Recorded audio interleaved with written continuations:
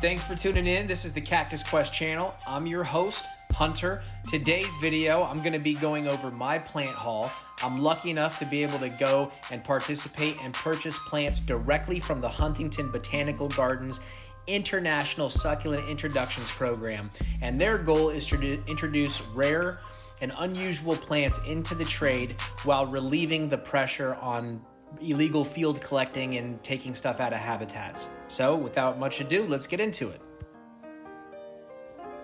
In 1903, in Los Angeles, California, railroad and real estate developer Henry Edward Huntington purchased the San Marino Ranch and, along with the help of his foreman, William Hartreich, transformed it into a vast botanical garden. And in 1907, Hartreich proposed the idea of a cactus garden. Remembering a painful encounter with a prickly pear as a field supervisor working for the railroad, Huntington was a little reluctant at first, but later that year he agreed, and Hartreich began the construction of the initial trial garden. This one here is the Aloe Barnacle, propagated from tissue culture by Karen Zimmerman. Let that sink in for a second. That's pretty amazing. And as it says here in the actual catalog, the quest continues for ever more toothy and colorful selections. And this certainly is that. Has broad deltoid leaves with gray-green epidermis studded with pink teeth that flatten and elongate along the margins. I mean, just look at that thing spin. Have you ever seen an aloe so nice? Next up is the Coelo Cephalo series pluricostatus. This tropical columnar cactus was introduced into the ISI back in 1988.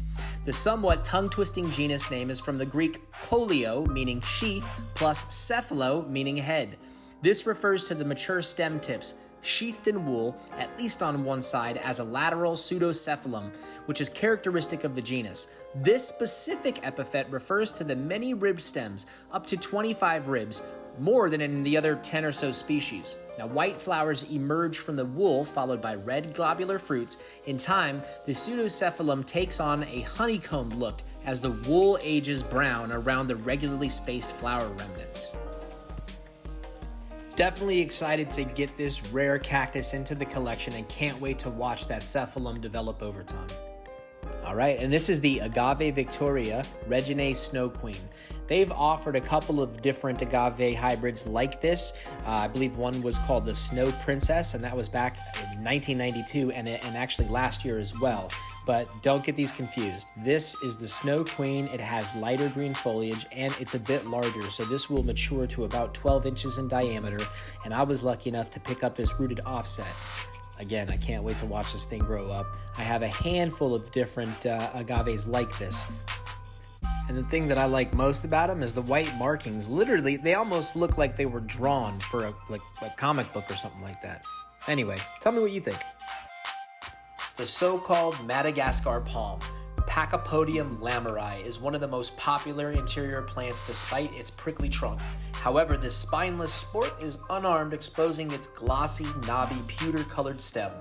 Propagator Karen Zimmerman saw these discussed on Cacti, etc. in 2003 by a Florida grower and took note.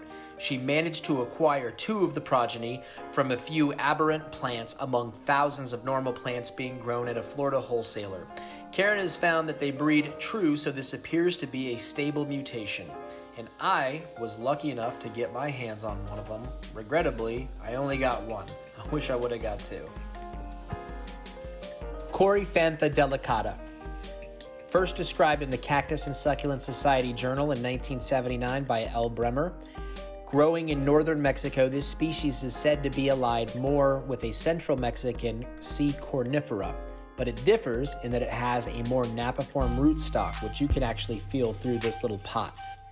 It has smaller tubercles, making for a more densely spined plant.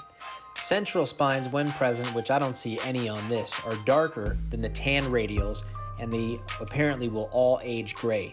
Now, this species was originally described as lacking central spines, but that's since been amended, and there's a couple of different synonyms out there. Now, the flowers are satiny yellow and create cheerful parasols over the body when fully open. May repeat several times during the summer, and I can't wait to see it.